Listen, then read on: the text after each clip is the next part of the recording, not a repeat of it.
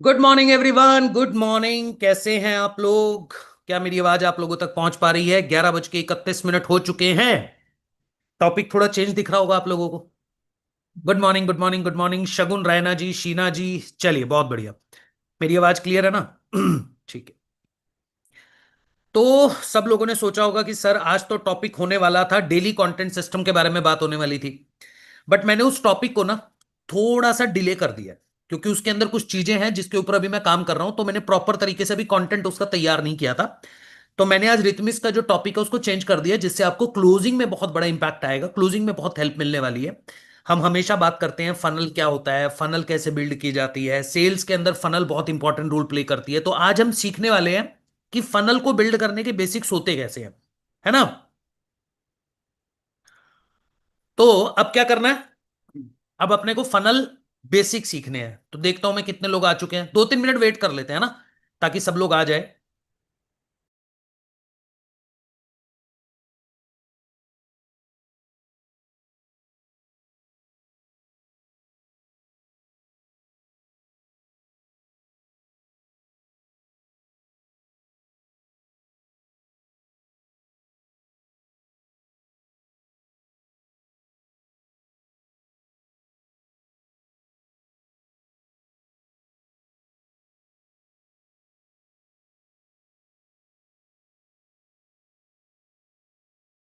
चलिए, काफी लोग हो चुके हैं। आज बहुत बढ़िया, बहुत जबरदस्त मीटिंग होने वाली है। तो चीजों को ध्यान से समझिएगा, इसका बेनिफिट आपको सेल्स में मिलने वाला है। ठीक है, स्टार्ट करें। चलिए, सबसे पहले पॉइंट पे आते हैं। सेल्स फनल का एक्चुअल में मतलब क्या होता है? जब हम हमेशा, मैं अपने हर एक सेशन के अंदर जब भी आप लोगों को ट्रेनिंग देता हूं, जब भी मैं ऑब्जेक्शन हैंडलिंग की बात करता हूं, कन्वर्जन की बात करता हूं, मैं हमेशा बोलता हूं यार अपनी फनल को स्ट्रांग करते हुए चलो। सेल्स के अंदर कंपाउंडिंग इफेक्ट मिलता है, कंपाउंडिंग का रिजल्ट मिलता है आपको। आज आपने क्या काम करा है, एक पूरे महीने आपने क्या काम करा है, हो सकता है आपको सेम मंथ के अंदर रिजल्ट ना मिले, बट अगर आप अपनी फनल को बिल्ड करते हुए चल रहे हो। फनल का मतलब क्या होता है? पाइपलाइन समझ लो आप अगर एक पाइपलाइन को बिल्ड करते हुए चल रहे हो, जैसे मैं हमेशा एग्जांपल देता हूं, अगर एक पाइप है ना, पानी वाला जो पाइप होता है, उसको एक तरफ से टैप पे लगा रखा है, मतलब नल पे लगा हुआ है, और एक तरफ से उसको बंद किया हुआ है। बंद का मतलब उसको सील किया हुआ है। ठीक है, और टैप में हमने पानी चला दिया। अब जब वो पानी चल रहा है, बट आगे से उसका मुंह क्या है? बंद है। पर पानी कंटिन्यूटी के साथ चली जा रहा है, चली जा रहा है, हमने उसको बंद नहीं करा। और आगे से जो पाइप है उसका जो मुंह है वो बंद है। अब मुझे एक बात का जवाब दो, कि जब वो पानी ओवरफ्लो हो जाएगा, जब वो पाइपलाइन पूरी तरह भर जाएगी, तो क्या होगा?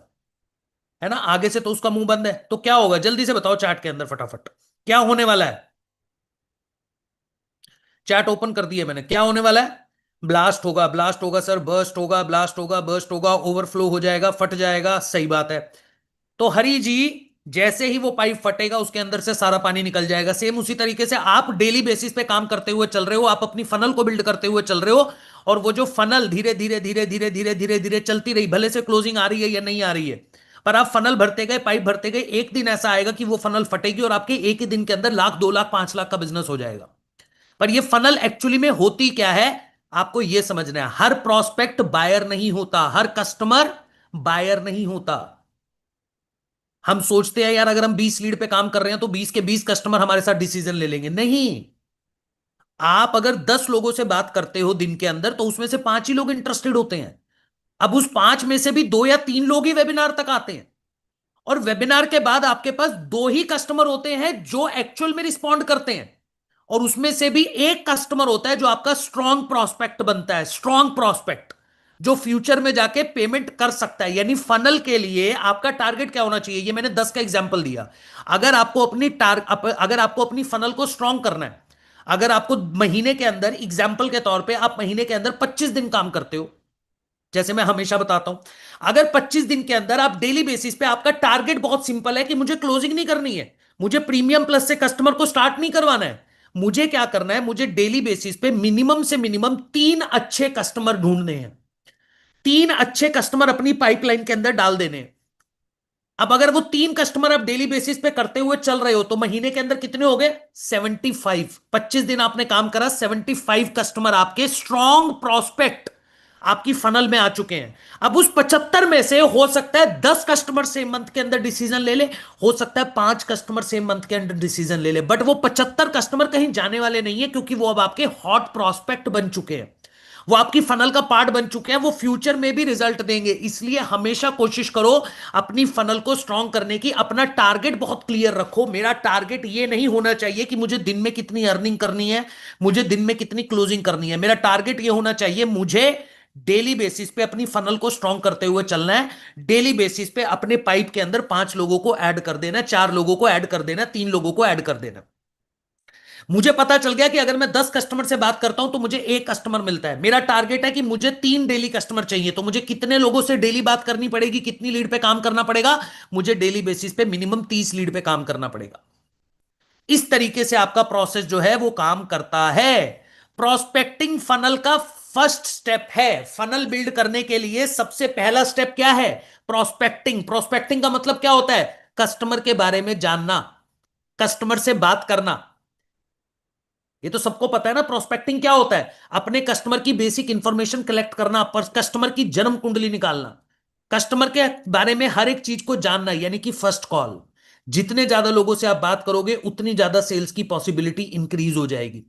जितने ज्यादा लोगों से आप डेली बेसिस पे प्रोस्पेक्टिंग करोगे, जितने ज्यादा लोगों को आप वेबिनार में इनवाइट करोगे, जितने ज्यादा लोग आप फनल के अंदर डालते हुए चलोगे, उतनी ज्यादा क्लोजिंग के चांसेस बढ़ जाएंगे, उतना ज्यादा रिजल्ट आपको फ्यूचर में मिलने वाला है। इसलिए कोशिश किया करो, मैं हमेशा बोलता हूं 8-10 लीड 15 लीड पे काम करके कुछ नहीं होने वाला। अपने को डेली बेसिस पे मिनिमम 30 लीड पे काम करना पड़ेगा। जब तक हम अपना टारगेट नहीं बनाएंगे डेली बेसिस का कि मुझे डेली बेसिस पे इतने कस्टमर से बात करनी है, और मुझे ना सेल नहीं करनी है, मुझे किसी को जबरदस्ती ज्वाइन नहीं करवाना है, मेरा टारगेट बहुत क्लियर होना चाहिए मेरे दिमाग के अंदर। मुझे 30 लोगों से बात करके मुझे उनकी प्रॉब्लम को अंडरस्टैंड करना है। वो जो 30 लोग हैं उनकी लाइफ की प्रॉब्लम को समझना है, दैट्स इट। इसको बोलते हैं प्रोस्पेक्टिंग। अगर मैं 30 लीड पे काम कर रहा हूं तो मैं जब कॉल करूंगा तो मुझे यह जानना है कि मुझे 30 लोगों के बारे में जानना है, उनकी पर्सनल प्रॉब्लम को आइडेंटिफाई करना है, उनके साथ क्या चैलेंजेस है वो समझना है, और वो अपनी लाइफ में क्या अचीव करना चाहते हैं ये समझना है। इसको बोलते हैं प्रोस्पेक्टिंग, कस्टमर के बारे में जानना। और यही आपकी फनल का सबसे पहला स्टेप होता है। इसलिए ज्यादा से ज्यादा कस्टमर से बात करना कोशिश, मतलब बात करने की कोशिश किया करो। हर लीड इक्वल नहीं होती, ये मैं बहुत बार समझा चुका हूं। हर कस्टमर एक जैसा नहीं होता। कुछ कस्टमर सिर्फ इंफॉर्मेशन लेने के लिए आते हैं, कुछ कस्टमर डिसीजन लेने के लिए आते हैं। एक कस्टमर सिर्फ देखने आता है कि एक्चुअल में इस एड के अंदर, इस ऑनलाइन बिजनेस के अंदर क्या चल रहा है। दूसरा कस्टमर आपसे समझेगा, क्लैरिटी लेगा, तीसरा कस्टमर पेमेंट तक जाएगा। दोनों का बाइंग इंटेंट हमेशा अलग रहता है। और ये बाइंग इंटेंट आपको समझ कब आएगा?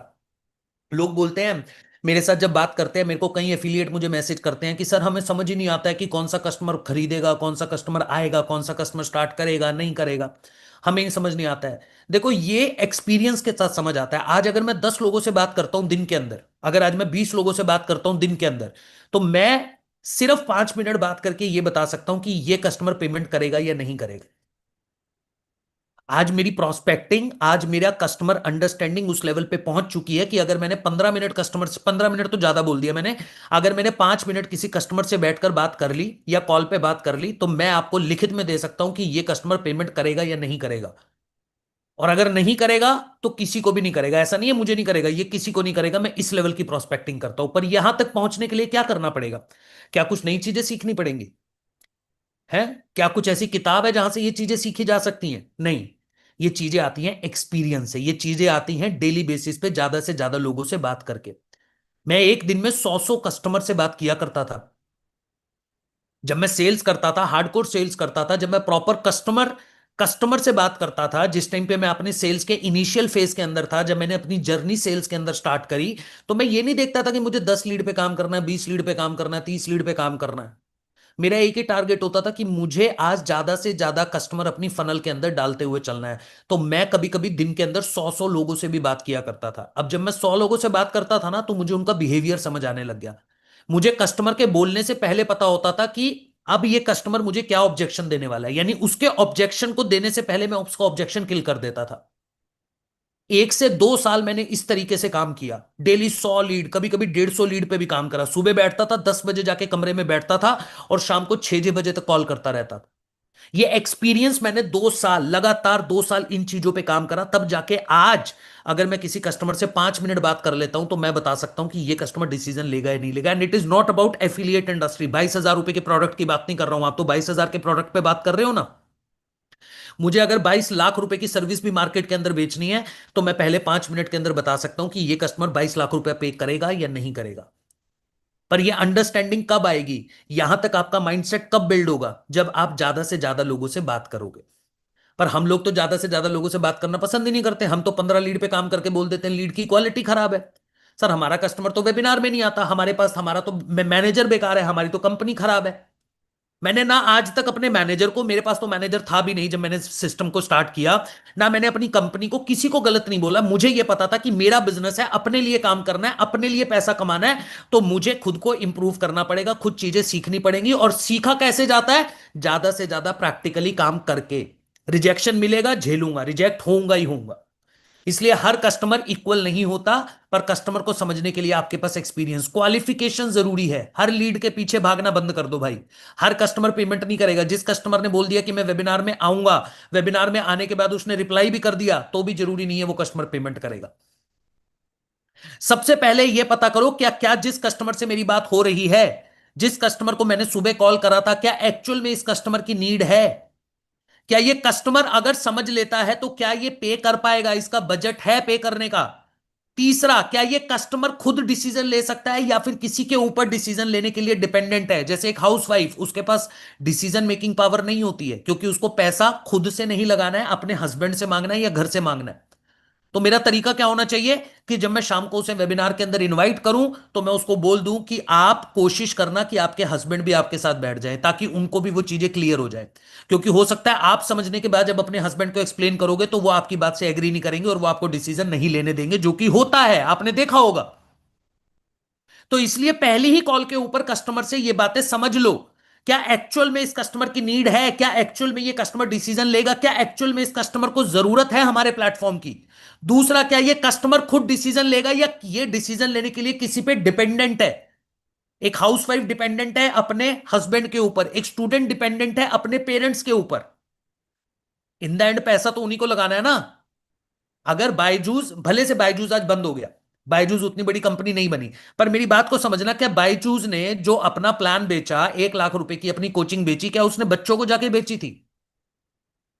क्या उसने 5 साल का बच्चा, 7 साल का बच्चा जिसको उसने ऑनलाइन कोचिंग बेची, ऑनलाइन क्लासेस बेची, 1-1 लाख रुपए की कोरोना के टाइम पे बेचा, घर से बैठ के एजुकेशन, क्या उसने बच्चों को जाके दिया था। क्योंकि उसको तो पता था ना, थी तो वो एजुकेशन बच्चे के लिए ही, पर उसको ये पता था कि बच्चा 1 लाख रुपए पे नहीं करेगा। पे कौन करेगा, पे पेरेंट्स करेंगे, तो उसने पेरेंट्स को टारगेट करा, क्योंकि डिसीजन मेकिंग पावर पेरेंट्स के पास थी। बट हम तो लगे हुए हैं जी, स्टूडेंट को कन्विंस करने में लगे हुए हैं। जाओ जी अपने पेरेंट्स को मनाओ। स्टूडेंट अपने पेरेंट्स को कभी नहीं मना सकता, क्योंकि जो चीज उसने वेबिनार में खुद समझी है ना, वो अपने पेरेंट्स को जब समझाने जाएगा तो उसका 10% समझा पाएगा। तो इससे बेहतर क्या है कि उसके पेरेंट्स को भी वेबिनार में लेकर आओ। तो क्वालिफिकेशन जानना बहुत जरूरी है फनल को बिल्ड करने के लिए। तीसरा, प्रेजेंटेशन फनल का मिडिल पार्ट है ना। यानी कि कस्टमर, अगर आपको फनल क्रिएट करनी है तो बिना प्रेजेंटेशन के, बिना वेबिनार के आपकी फनल क्रिएट नहीं हो सकती। बिना वेबिनार के, जो शाम को डेली बेसिस पे 7 बजे वेबिनार होता है, जब तक आप अपने कस्टमर को वेबिनार में इनवाइट नहीं करोगे, आपका कस्टमर पूरा वेबिनार अटेंड नहीं करेगा, तब तक आपकी फनल क्रिएट नहीं होगी। ये मुझसे लिखवा लो। कई लोग कोशिश करते हैं, कई लोग बोलते हैं कि सर हमारा कस्टमर वेबिनार में नहीं आता, तो क्या हम उसके साथ रिकॉर्डिंग शेयर कर सकते हैं। बस मुझे एक बात का जवाब चाहिए आप लोगों से, सिर्फ एक बात का जवाब चाहिए। ऐसा कितने कस्टमर है जो 40 मिनट बैठ के हमारे वेबिनार की रिकॉर्डिंग देखेंगे। जो कस्टमर अपनी लाइफ के लिए, अपने खुद के लिए, अपनी लाइफ को सही करने के लिए 40 मिनट लाइव नहीं निकाल पा रहा है, आप इस बात की मुझे गारंटी देते हो क्या वही कस्टमर आपका घर पे बैठ के जब आप उसके साथ रिकॉर्डिंग शेयर करोगे तो वो 40 मिनट की रिकॉर्डिंग को देखेगा, जो कि इंस्टाग्राम की 1 मिनट की रील को पहले 5 मिनट 5 सेकंड के अंदर स्किप मार देता है। वो कस्टमर जिसको आदत डल चुकी है पहले 3 सेकंड के अंदर अंदर अपने इंस्टाग्राम को स्किप मार देने की, वो कस्टमर आपको लगता है 40 मिनट का वेबिनार बैठ के रिकॉर्डिंग देखेगा। तो कस्टमर को बोलो कि सर लाइव आके जब आप इसको अटेंड करोगे तभी आपको क्लैरिटी मिलेगी। तो कोशिश किया करो कि अपने कस्टमर को लाइव वेबिनार में लेकर आना ही है, जिससे कस्टमर का ट्रस्ट बिल्ड होगा, जिससे कस्टमर की क्रेडिबिलिटी बिल्ड होगी और उसकी डिसीजन मेकिंग पावर बनेगी, तभी वो कस्टमर आपका फनल तक आ पाएगा। अगला पॉइंट, ऑब्जेक्शन फनल का नेचुरल स्टेज है। हम लोग ऑब्जेक्शन से डरते हैं। हमें लगता है कि कस्टमर ने ऑब्जेक्ट कर दिया, कस्टमर ने मना कर दिया, कस्टमर ने कुछ बोल दिया, पैसा नहीं है, तो हम सोचते हैं ये नहीं करेगा। जबकि अगर आपका कस्टमर ऑब्जेक्शन दे रहा है, ये मैंने पहले भी बताया है, सर्फ एक्सेल क्या बोलता है? सर्फ एक्सेल क्या बोलता है? कोई बताएगा मुझे चैट के अंदर? सर्फ एक्सेल की टैगलाइन क्या है? जल्दी से बताओ, जल्दी से। सर्फ एक्सेल की टैगलाइन क्या है? चैट के अंदर बता दो, मजा आ जाएगा। दाग अच्छे हैं, दाग अच्छे हैं, दाग अच्छे हैं, बिल्कुल सही बात है। सर्फ एक्सेल बोलता है ना दाग अच्छे हैं। तो सेल्स के अंदर हम क्या बोलते हैं? ऑब्जेक्शंस अच्छे हैं। अगर आपका कस्टमर ऑब्जेक्शन दे रहा है, इसका मतलब यह है कि वो करना चाहता है। अगर आपका कस्टमर बोल रहा है कि प्राइस ज्यादा लग रहा है, तो इसका मतलब वो करना चाहता है, मतलब वो इंटरेस्टेड है। अगर वो इंटरेस्टेड ना होता, अगर उसको करना ही ना होता, तो वो आपसे बात ही ना करता, वो आपको ब्लॉक कर देता। तो अगर आपका कस्टमर ऑब्जेक्शन दे रहा है, तो उसको हॉट प्रोस्पेक्ट में डाल दो, उसको अपनी फनल में ऐड कर दो कि ये कस्टमर बार बार मुझे ऑब्जेक्शन दे रहा है, प्राइस कम करने की बात कर रहा है, ऑफर देने की बात कर रहा है, यानी कि करना चाहता है, बस मुझे इसके ऑब्जेक्शन को किल करना आना चाहिए। ऑब्जेक्शन कैसे हैंडल करते हैं, आरंभ के सेशन में जाके सीख सकते हो, तभी फनल क्रिएट होगी।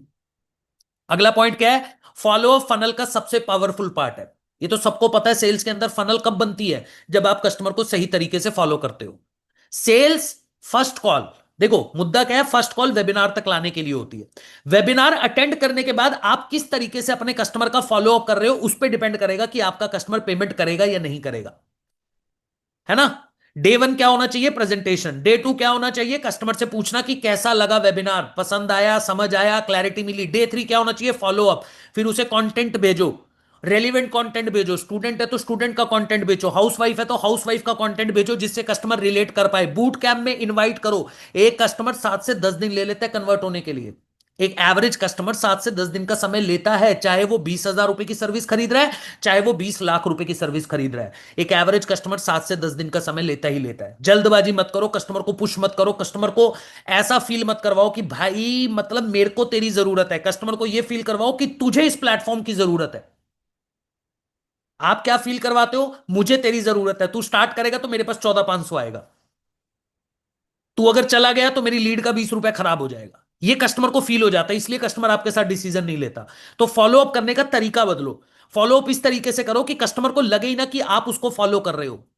कस्टमर को ऐसा लगना चाहिए कि मुझे इस इंसान को फॉलो करना है। तभी आपकी फनल स्ट्रांग बनेगी। क्लोजिंग फनल का लास्ट स्टेप है, सबको पता है। फनल का सबसे लास्ट स्टेप क्या होता है? क्लोजिंग। क्लोजिंग का मतलब प्रेशर नहीं होता है, डिसीजन लेना होता है। इसको ध्यान से देखो, क्लोजिंग का मतलब क्या होता है? क्लोजिंग का मतलब क्या होता है? क्लोजिंग का मतलब सिंपल होता है भाई। प्रेशर नहीं है, जबरदस्ती किसी को चिपकाना नहीं है कि भाई तुझे करना ही करना है। क्लोजिंग का मतलब बहुत सिंपल होता है, आप डिसीजन लेने पे कस्टमर को मजबूर कर दो। एग्जाम्पल क्या है?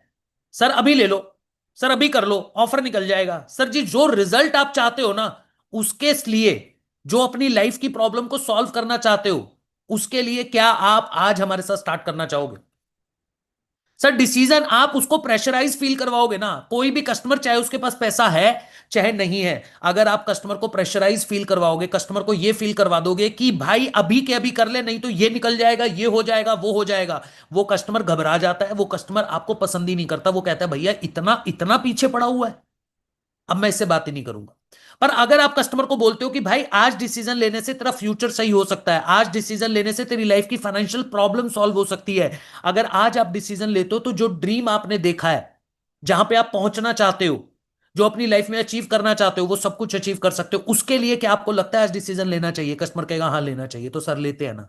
ये तरीका होता है कि आपने उसको प्रेशर फील नहीं कराया, आपने उसे फ्यूचर दिखाया, आपने उसे बताया कि आज डिसीजन लेने से क्या फायदा होने वाला है।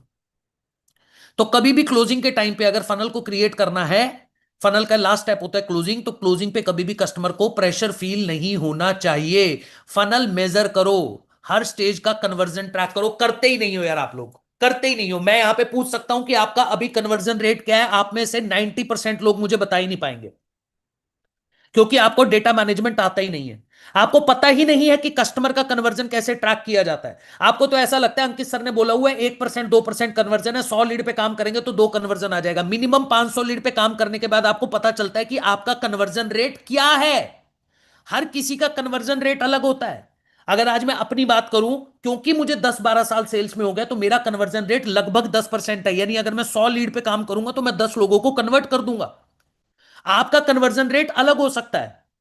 वो कन्वर्जन रेट कैसे ट्रैक होगा कि मैं पहले, मतलब मान के चलो मैं 100 लीड पे काम करता हूं, तो मेरा कितना कस्टमर वेबिनार में आया, ये डेटा आपके पास होना चाहिए। वेबिनार के बाद कितने लोगों ने रिप्लाई किया, ये डेटा आपके पास होना चाहिए। इसको बोलते हैं तोफू मोफू बोफू। एक दिन सिखाऊंगा आप लोगों को। तोफू का मतलब क्या होता है? टॉप ऑफ द फनल, यानी वो कस्टमर जो अभी अभी आपके पास आया है। उसके बाद आता है मोफू, मिडल ऑफ द फनल, यानी कितना कस्टमर वेबिनार तक पहुंचा, तो मोफू का डेटा आपके पास होना चाहिए। उसके बाद आता है बोफू। बोफू का मतलब क्या है? बॉटम ऑफ द फनल, कितने लोगों ने वेबिनार अटेंड कर लिया, क्लैरिटी ले ली, अब डिसीजन लेने में देरी कर रहे हैं, वो आपकी बॉटम ऑफ द फनल है। और जब क्लोजिंग का टाइम आता है, जब मिड मंथ क्लोजिंग आती है और जब आपकी मंथ एंड क्लोजिंग आती है, तो सबसे ज्यादा काम आता है बोफू, बॉटम ऑफ द फनल। तो फनल को मेजर अगर आप नहीं कर रहे हो ना, अगर आप अपने डेटा को ट्रैक नहीं कर रहे हो, आपको कन्वर्जन रेट कभी नहीं पता चलेगा और आप लीड में पैसा बहाते रहोगे। आप बस लीड के अंदर ही पैसा बहाते रहोगे। आपको लगेगा कि यार मेरा तो कन्वर्जन नहीं आ रहा, आप 500 लीड पे काम, बट जिस दिन आपको यह पता चल गया कि मेरा कन्वर्जन रेशो 2% है, एग्जाम्पल के तौर पे, तो अगर मैंने इस महीने 400 लीड पे काम करा, तो मेरा मिनिमम 8 कस्टमर कन्वर्ट हो जाएगा। और अगर मैं 8 कस्टमर को कन्वर्ट करता हूं, तो एवरेज कमीशन 10,000 के हिसाब से 80,000 रुपया मैं कमा लूंगा। तो यानी कि अगर मेरा टारगेट 1 लाख रुपया है, तो मुझे कितनी लीड पे काम करना चाहिए? 500 लीड पे काम करना चाहिए। 500 का कन्वर्जन 2% आता है, 10,000 के हिसाब से 1 लाख रुपया आ गया। सिंपल कैलकुलेशन दिमाग के अंदर फिट हो जाती है। तो अपना कन्वर्जन रेशो निकालने के लिए क्या करना पड़ेगा? आपको समझना पड़ेगा कि मेरा अगर 100 लोगों पे काम करता हूं, तो 100 लोगों में से कितने लोग वेबिनार में आते हैं। अब वेबिनार के बाद कितने लोग रिप्लाई करते हैं, कितने लोग पूरा वेबिनार अटेंड करते हैं, कितने लोग मुझे व्हाट्सएप पे कनेक्ट हो जाते हैं और उसके बाद मेरे साथ लॉन्ग टर्म मुझे रिप्लाई देते रहते हैं। ये डेटा आपके पास होना चाहिए। और अगर ये डेटा नहीं है, तो भाई फिर तो दिक्कत वाली बात है। क्योंकि पहले ही डेटा में आपको समझ आ जाएगा कि अगर मैं 100 लोगों से बात कर रहा हूं और मेरे 50 लोग वेबिनार में आ रहे हैं, तो इसका मतलब मेरी फर्स्ट कॉल अच्छी जा रही है। बट अगर 10 ही लोग वेबिनार तक पहुंच पा रहे हैं, तो मेरी फर्स्ट कॉल में प्रॉब्लम है। तो आप अपने मैनेजर से जाके पूछोगे, सर फर्स्ट कॉल में क्या इंप्रूवमेंट की जरूरत है। तो इसलिए फनल को हमेशा मेजर करना सीखो, अदरवाइज कुछ नहीं कर पाओगे भाई लोग। सेल्स गेम नंबर का है, यही मैं आपको बताना चाह रहा था। इमोशन नहीं, एक्टिविटी काउंट करो। सर जी हम तो चीर फाड़ कर देंगे, सर जी हम तो देखना क्लोजिंग में इतना बड़ा नंबर अचीव कर देंगे, 10 लाख रुपए कमा लेंगे, 5 लाख रुपए कमा लेंगे। जिससे बात कर लो, सर कितनी अर्निंग हो चुकी है? सर 50,000, अगले महीने 10 लाख कर लूंगा, सीधा ही 10 लाख। कोई नंबर नहीं है उसके पास, कितनी लीड पे काम करने वाला हूं, मेरा कन्वर्जन रेशो क्या है, कितने लोग वेबिनार में आएंगे, वेबिनार के बाद कितने लोगों से बात करूंगा, कितने लोगों की मैनेजर से कॉन्फ्रेंस कराऊंगा, कुछ नंबर नहीं है। बस मोटिवेशन में काम चल रहा है। और मोटिवेशन कुछ देर के लिए होता है। नंबर गेम अगर आपने समझ लिया, आपको पता है कि मेरा ये नंबर गेम है, इतने लोगों से बात करता हूं, इतने लोग वेबिनार में आते हैं, इतना कन्वर्जन आता है, तो भाई जिंदगी में कभी भी बिजनेस में लॉस नहीं करोगे, हमेशा प्रॉफिटेबल बिजनेस बिल्ड करोगे। पहले दिन डिसाइड कर लोगे कि मुझे लीड के अंदर कितना पैसा डालना है। मेरा लीड का बजट 5,000 है, 5,000 में मेरे पास इतनी लीड आएंगी, मैं इतनी लीड पे काम करूंगा, उसके कन्वर्जन के हिसाब से एग्जाम्पल से दोबारा समझा देता हूं। 5,000 में अगर 20 रुपए की लीड पड़ रही है, तो मोटा मोटा कितनी हुई? मोटा मोटा मैंने कितनी लीड पे काम करा? हो गए 250 लीड। फिर 250 लीड पे अगर मैं काम करता हूं महीने के अंदर और मेरा 2% कन्वर्जन है, तो मेरी 5 क्लोजिंग आती है। 5 क्लोजिंग का मतलब 50,000। अभी मैं 10,000 के हिसाब से समझा रहा हूं, वैसे 14,500 के हिसाब से भी समझा सकता हूं, पर मैं 10,000 के हिसाब से समझा रहा हूं। यानी 50,000 रुपए। अब 50,000 रुपए मेरा प्रॉफिट है, जिसमें मैंने 5,000 रुपए डीएमटी में डाले थे, तो मेरा एक्चुअल प्रॉफिट कितना हुआ? 45,000 रुपए। मैं अपने घर पे कितना पैसा लेके गया? 45,000 रुपए। अब अगर अगले महीने मुझे 1 लाख रुपए कमाना है, अगर मुझे 2 लाख रुपए पे पहुंचना है, मेरा कन्वर्जन रेट तो अभी सेम ही है, तो मुझे क्या करना पड़ेगा? 250 की जगह 500 लीड पे काम करना पड़ेगा। अगर मैं 500 लीड पे काम करता हूं, तो मैंने 10,000 रुपए का बजट लगाया, ठीक है, 10,000 का बजट लगा, 10,000 के बजट के अंदर मैंने 10 क्लोजिंग करी, 1 लाख रुपया बना, 10,000 निकाल दिया, 90,000 मेरे घर पे आ गया। Simple calculation. पर हमें तो ये कैलकुलेशन करना ही नहीं आता। तो भाई मोटिवेशन पे गेम मत खेलो, अदरवाइज पैसा बहाते रह जाओगे, खराब करते रह जाओगे। और फनल सॉरी फनल कभी नहीं बनेगी, और जब फनल नहीं बनेगी, तो फिर नंबर इतना अच्छा दिखेगा नहीं। समझ आया कि नहीं आया? मुझे जल्दी से चैट के अंदर एक बार बता दीजिए। मजा आया, समझ आया कि नहीं आया? आउटस्टैंडिंग सर, जबरदस्त जबरदस्त। फीडबैक आजकल कम आ रहे हैं, मैनेजर मुझे बता नहीं पा रहे हैं। मैनेजर मुझे बता नहीं पा रहे हैं कि सर कैसा सेशन जा रहा है। मुझे लग रहा है रितम इसको बंद करना पड़ेगा।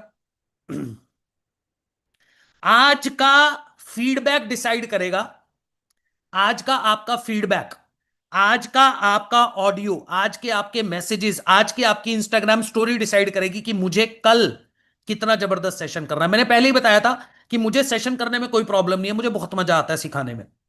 मैं इससे भी बढ़िया बढ़िया टॉपिक के ऊपर आप लोगों को सिखा सकता हूं, पर मुझे भी तो थोड़ा सा मोटिवेशन चाहिए ना, और वो मोटिवेशन सिर्फ मुझे आपके फीडबैक से मिलता है। तो फीडबैक जरूर दीजिएगा, अपने मैनेजर के व्हाट्सएप पे जरूर मैसेज कीजिएगा, मुझे मैनेजर के व्हाट्सएप हैंग चाहिए इस मीटिंग के बाद। तीसरा, आज शाम को जो सेशन होने वाला है आशुतोष सर का, उसे मिस मत करना। सना अक्षत जी, मेरी एनर्जी से बूस्ट, मतलब मेरी मीटिंग से बूस्ट मिलता है ना, एनर्जी आती है ना, तो मैं एक बात बता देता हूं, आज शाम को और मजा आने वाला है। आशुतोष सर का 7 बजे सेशन है। तो आज एक चीज और अपडेट दे देता हूं, क्योंकि कल से मिड मंथ क्लोजिंग स्टार्ट हो रही है, और आज शाम को आशुतोष सर का सेशन जो है वो 7 बजे है। ठीक है, तो इसलिए आज हमारा शाम को 7 बजे लाइव वेबिनार नहीं होगा। अभी आपके मैनेजर आप तक वो इंफॉर्मेशन दे भी देंगे। तो आपके जितने भी कस्टमर है, फ्रेश कस्टमर है, फॉलोअप कस्टमर है, उनको आप कल शाम को 7 बजे वेबिनार में इन्वाइट कीजिए। क्लियर है सबको? तो जितने भी लोग काम कर रहे हैं, लीड्स पे काम कर रहे हैं, आप अपने सारे कस्टमर को कल इन्वाइट कीजिए।